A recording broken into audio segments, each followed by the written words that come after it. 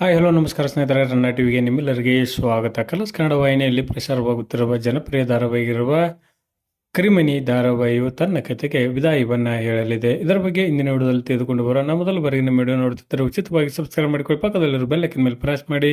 ನೀವು ಸಹಿತ ಕರಿಮನಿ ಧಾರಾವಾಹಿಯನ್ನು ಇಷ್ಟಪಡೋದಾದರೆ ಈ ವಿಡಿಯೋಗೆ ತಪ್ಪದೇ ಬಂದು ಲೈಕ್ ಮಾಡಿ.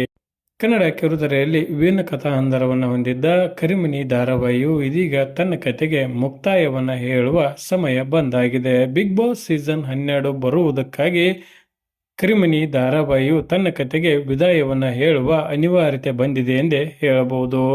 ಕರ್ಣ ಮತ್ತು ಸಾಹಿತ್ಯ ಅವರ ಜೋಡಿಯನ್ನ ಅನೇಕ ಪ್ರೇಕ್ಷಕರು ಇಷ್ಟಪಟ್ಟರೂ ಸಹಿತ ನಿರೀಕ್ಷಿತ ಟಿಆರ್ಪಿ ಮತ್ತು ದೊಡ್ಡ ಮಟ್ಟದ ಟಿಆರ್ಪಿ ಕರಿಮನಿ ಧಾರಾವಾಹಿಗೆ ಬರಲಿಲ್ಲ.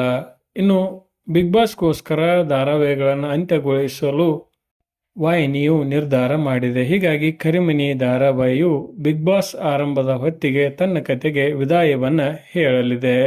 ಆರಂಭದಲ್ಲಿ ರಾತ್ರಿ 9:30ಕ್ಕೆ ಪ್ರಸಾರವಾಗುತ್ತಿದ್ದ ಈ ಧಾರಾವಾಹಿ ನಂತರ ತನ್ನ ಪ್ರಸಾರದ ವೇಳೆಯನ್ನ ಬದಲಿಸಿತು. ಹೀಗಾಗಿ ಸ್ವಲ್ಪ ಪ್ರಮಾಣದ ಪ್ರೇಕ್ಷಕರು ಈ ಧಾರಾವಾಹಿಯನ್ನ ಕೈಬಿಟ್ಟರೆಂದೇ ಹೇಳಬಹುದು. ಆದರೂ ಸಹಿತ ಇಂದಿಗೂ ಈ ಧಾರಾವಾಹಿನ ನೋಡುಗರ ಸಂಖ್ಯೆ ಹೆಚ್ಚಿದೆ ಎಂದೇ ಹೇಳಬಹುದು.